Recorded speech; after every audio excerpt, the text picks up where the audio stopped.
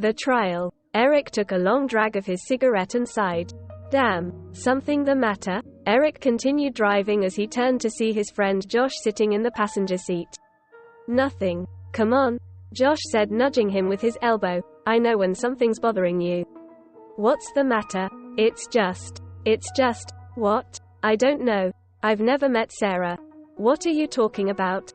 Josh asked, confused. You've been talking to her for over a year now. Yeah, but that's just through Facebook. What? You're scared you're being catfished? Josh asked jokingly. No. Afraid she'll think you're a catfish?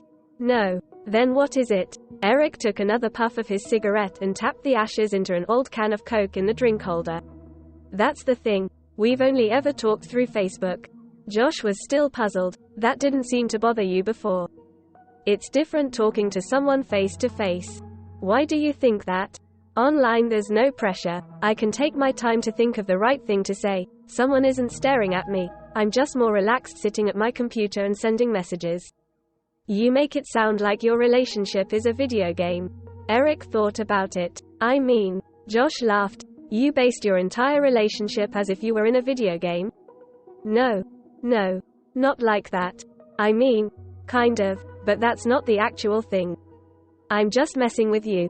I think I know where you're coming from. Josh adjusted himself in his seat. Besides, why do you think you have me with you?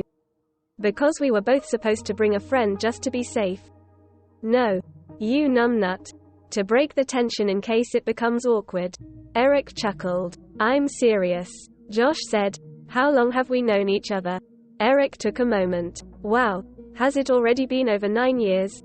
Exactly, over 9 years. How many situations have I gotten you out of over the years? If I remember right, you seem to have gotten me into more situations than gotten me out of. Eric said in a light-hearted tone.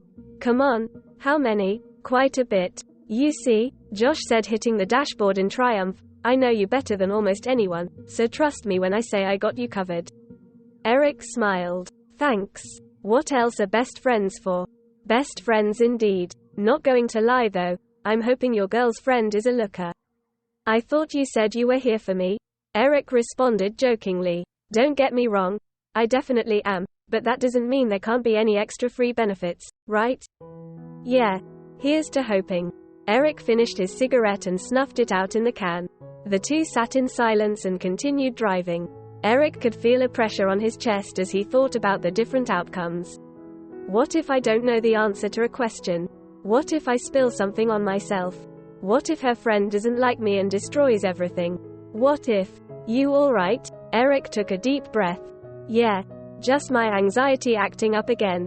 If you're that anxious, we can turn around and go home. You serious? Yeah. Why not? I would prefer we go, but hey, I'm not going to force you to go through with something you're not ready for. Do you think I'm ready? Do you like this girl? Of course. Then does it matter if you're ready? The GPS on Eric's phone went off. Take exit 309 in 2 miles. Eric read the upcoming sign. Bozeman, 2 miles. I guess not. That's what I'm talking about. Josh said excitedly. After driving for 2 days, it would have been really disheartening to turn back empty-handed. Eric had a stern expression on his face. What is it? We might still return empty-handed. Yeah. But you know what they say, better to have loved and lost than never to have loved. Eric drove down the exit to enter the town. I never understood that phrase. What's so hard to understand? I mean, I get what it's saying, but I don't agree with it at all.